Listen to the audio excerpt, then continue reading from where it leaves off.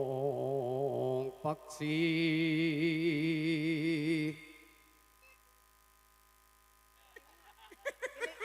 Alah, jenengan mboten sanggatek kecah niki. alah bosen aku agar abi Pak Kris iku Lah nggih. Ya anu mula. Niki lho besengek niki jan ya manuk kae lho manuk mbret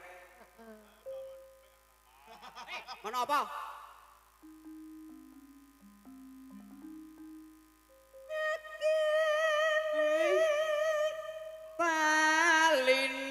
Palining branta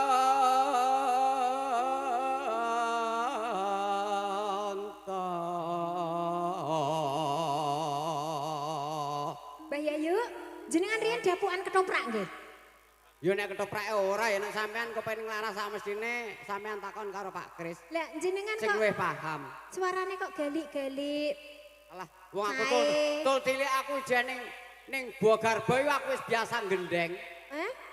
Wis biasa bisik Biasa karo iya. ibuke. Ijane Bogarbane ibuku aku wis biasa nyanyi. Oh, pas isik teng jero niku. Iya toh. Walah, berarti Mbah Yayu ki ngene. Pas lahir ora nangis, ning malah nyanyi.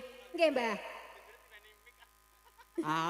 Alus manis nangis. Kosek. Alus manis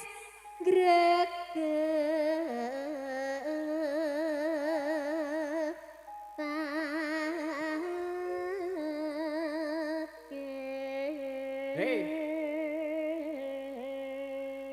Aku gregetake kuwi anggere kepethuk sampean digregetake ngentekno nyuwekno sak. Ngenekno sak ya. Nyuwekno sak anggere kepethuk sampean. Lah pokoke iki kok anggere ora metu tak gogo dhewe. Alah, Pripun to, Mbah? wis suwe kan kula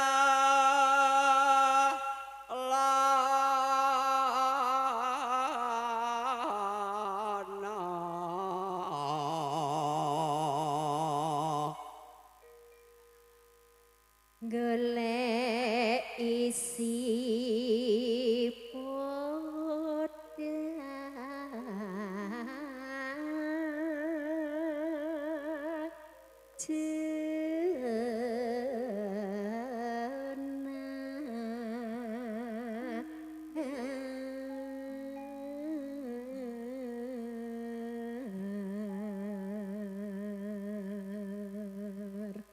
Iba bunga ing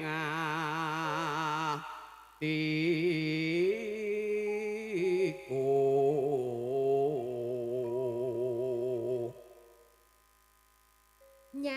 nyanding bisa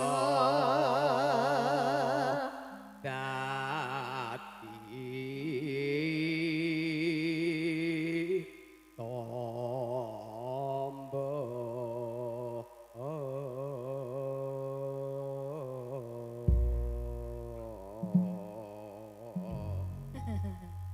sae sanget Pak Kris, swantanipun. ngene-ngene campur sari iki. Swantene Mbah Yayu. Ngantenane campur sari kabeh iki ijeh 5. Ijeh 5. Teng pundi, Mbah? Sayange iku ya sampean Oga Mbak Elisa ora. Lah. Mbak Elisa dijak ngentekno dhuwit. Alah tanggap dhewe le, Mbah. Tanggap dhewe tak jak Boten tandur mak- mbako. Lho, mboten maksudnya jenengan sumbangke teng kene sing digawe ngoten lho. Ora nyandak, danane gak nyandak. Alah, Kapital ngarit tok terus njupuk Mbak Elisa. Ya ana sithik ngene iki wae diweki. Lah, wong sawah jek ombo Sawah kok. dibangkakno sawah warisan, Om. Lah ya sawah jek ombo kok kuwatir. Kok Kok sesuk lo panen tebu pirang-pirang truk. Gampang. Lah nggih. Lebone wis kakean. Lah nggih. Niki di cokeke Yo, napa? piye? Pripun, Mbah? Ayo. Esuk awane ngomah wis kaluyuran anggoleki sing